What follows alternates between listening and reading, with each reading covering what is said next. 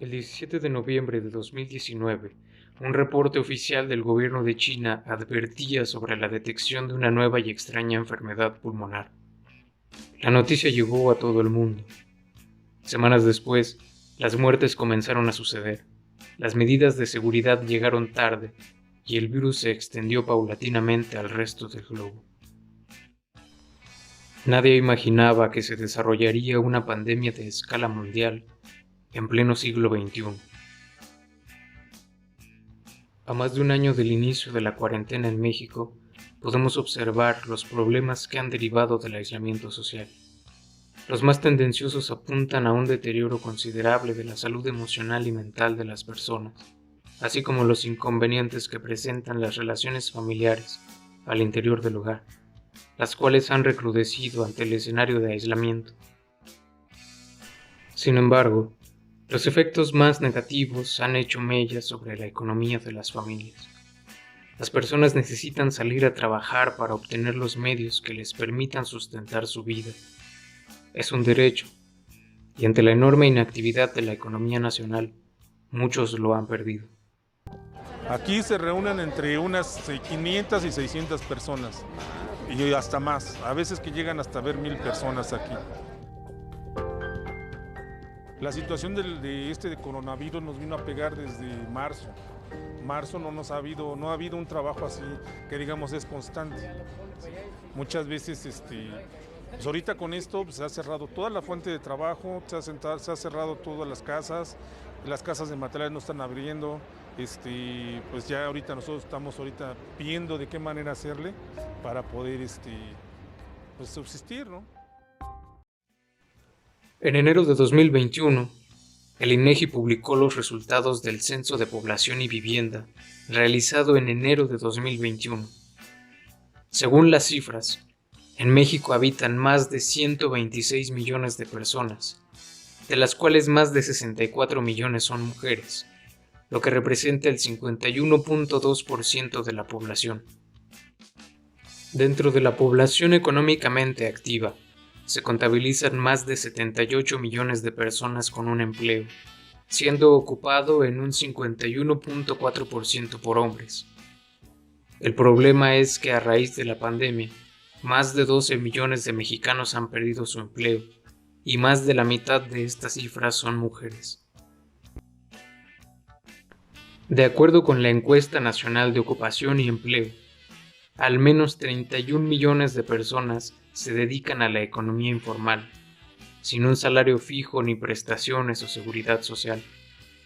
Muchos de ellos autoempleados que invierten su propia ganancia para continuar con su trabajo, desplazándose mayoritariamente desde zonas rurales hasta la urbanidad.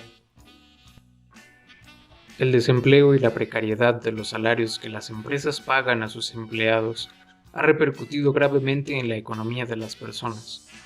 El 50.6% de la población, alrededor de 63 millones de mexicanos, se encuentran en situación de pobreza, mientras que más de 32 millones sufren pobreza extrema. Laura Fontana Sierra apunta a una desigualdad en la forma en que los distintos sectores de la población enfrentan esta pandemia.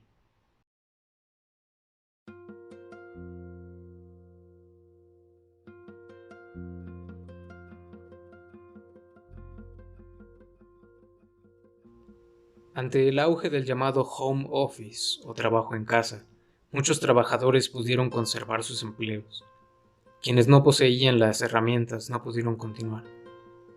La también retomada escuela en línea puso en jaque a miles de estudiantes y profesores que carecían de un equipo de cómputo y acceso a Internet desde sus hogares, siendo los más afectados quienes viven en zonas rurales, causando así despidos y deserciones.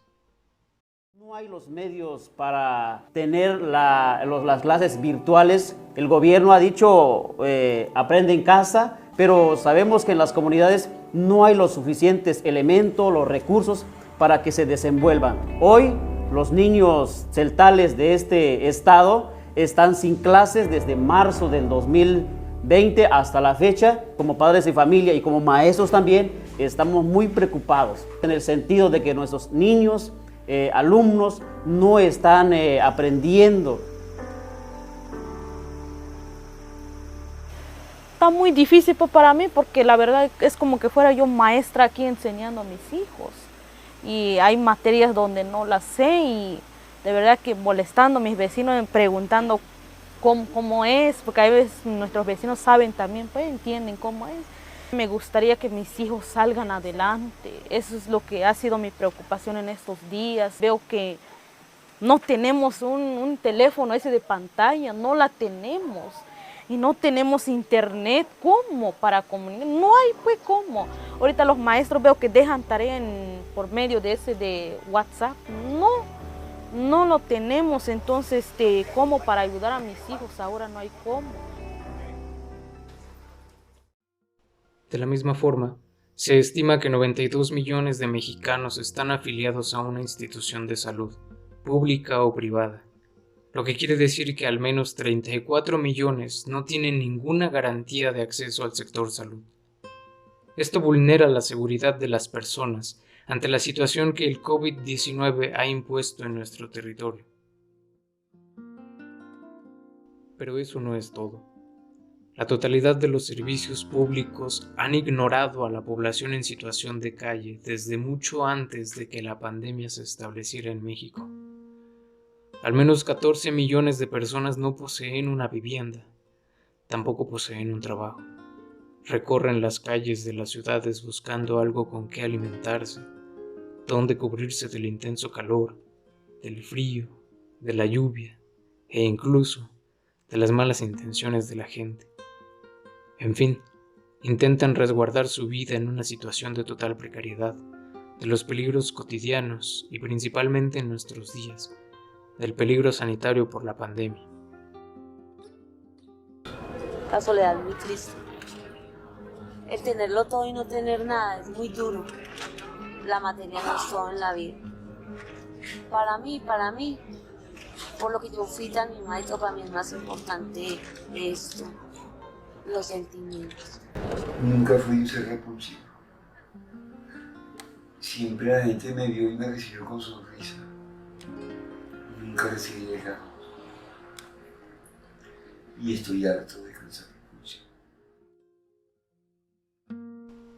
Las recomendaciones de hoy imperan en la sana distancia y la higiene constante. Se plantea un retorno a la vida social a partir de una nueva normalidad, lo que infiere que antes de la contingencia poseíamos una normalidad social sumamente automatizada, una antigua normalidad. En ese tiempo, la distancia social ya existía hacia las poblaciones en situación de calle. Era una normalidad, un distanciamiento físico y emocional de sus individualidades. No eran más que seres invisibles a la vista de la gente. Hoy el escenario no es distinto. Las medidas de seguridad han empeorado su situación y los programas sociales siguen sin considerarlos plenamente. ¿Qué pasará entonces con estas personas cuando la nueva normalidad llegue y se pretendan desarrollar nuevos hábitos de higiene y convivencia en un mundo que no ha tenido lugar para ellas?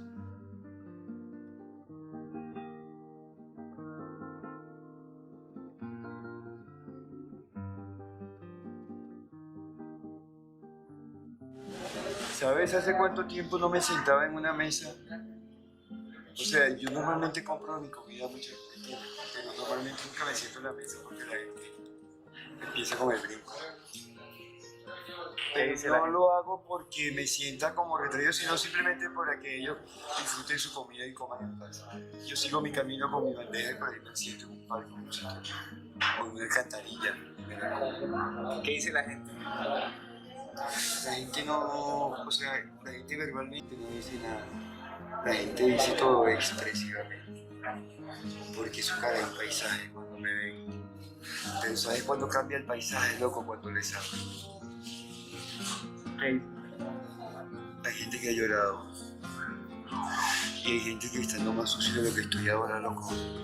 Me abrazado, me besado. Es hermoso.